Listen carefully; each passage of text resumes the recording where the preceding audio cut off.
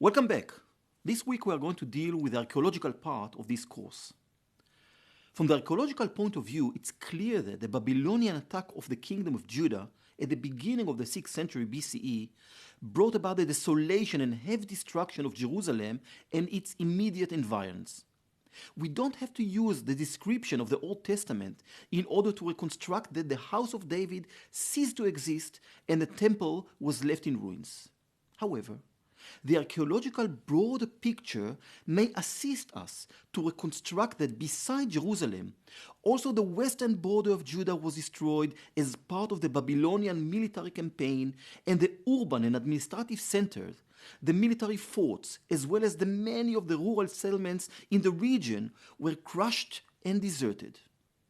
The peripheral region of the kingdom in the Negev to the south, as well as in the Judean desert, the Jordan Valley, and the western shore of the Dead Sea to the east, collapsed, probably in a longer, more complex process with ruinous consequences. Many of the Judahites were exiled to Babylon, while many others perished, suffering the harsh penalties of the long war and the presence of the Babylonian forces in Judah, escaped from their homeland or were forced to leave the land and homes. Even when archaeologists generally have not focused their attention on the period of the Babylonian rule in the land of Israel, this is the picture that for decades archaeologists have described as the exilic period of Babylonian rule over Judah. In this part of the course, we'll try to understand what is the reason for this clear archaeological picture. We'll check if it is valid and accurate concerning Judah, and we'll try to check the archaeological facts and their meaning. In recent years, new finds from the 6th century BCE, as well as new studies concerning the archaeology of Judah during this period, have shed new light on our understanding of this gap in the history and archaeology of Judah.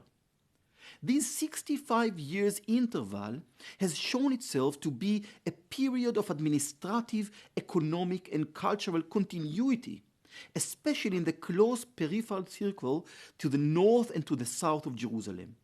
In the coming minutes, I will briefly present these new studies and new finds together with a broader archaeological picture, and will discuss the meaning and implication for our understanding of the history of Judah under Babylonian rule. The implications of this new understanding concerning the history of the land during this exilic period, the theological reflections of it, and the implications of all this concerning the post-exilic period and the early Persian rule in Judah will be the subject of the summary that will follow.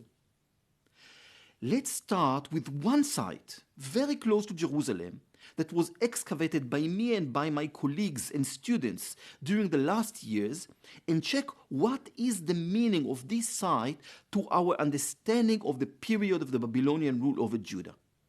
This will be the subject of the next unit.